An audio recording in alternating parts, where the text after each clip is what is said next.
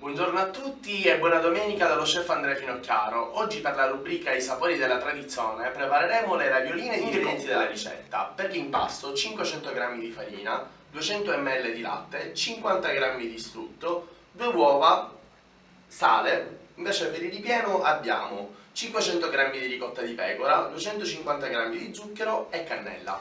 All'interno della nostra planetaria inseriremo la farina, il latte, lo strutto, un pizzico di sale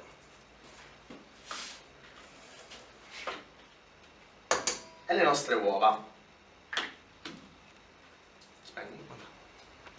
Allora, adesso che abbiamo messo tutto nella nostra planetaria, inseriamo il nostro gancio ad uncino, che è quello per utilizzare per fare gli impasti.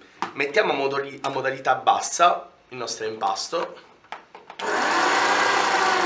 fino ad ottenere il tutto omogeneamente corposo. Quando il composto avrà questa consistenza sarà pronto per essere lavorato. Appena il composto è pronto, formiamo una palla cercando di non far incorporare dell'aria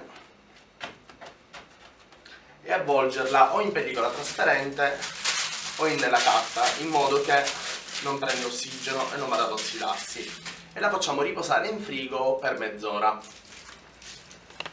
Nel contempo che il nostro impasto sta per riposare, iniziamo a fare la nostra farcia.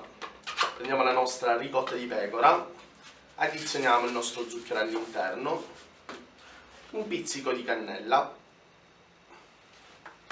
e mescoliamo il tutto.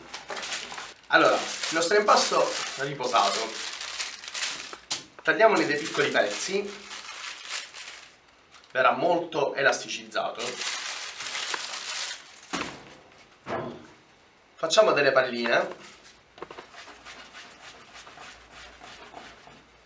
e passiamolo nella farina.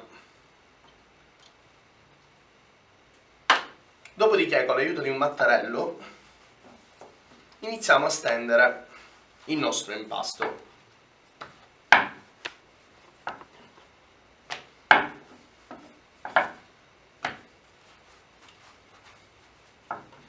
Non facciamolo molto sottile perché potremmo rischiare che durante la cottura si spacchi.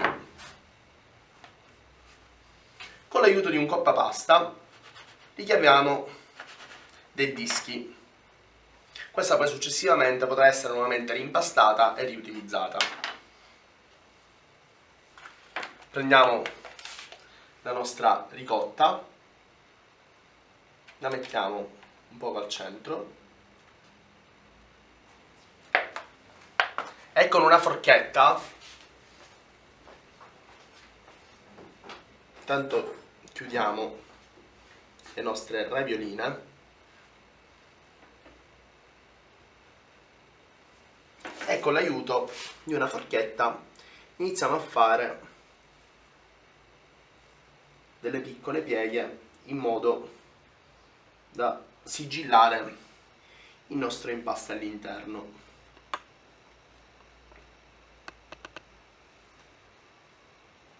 E voilà.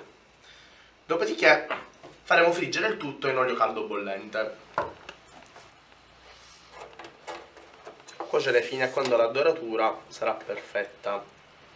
Allora, dal momento che le nostre ravioline sono cotte, passiamole subito nello zucchero semolato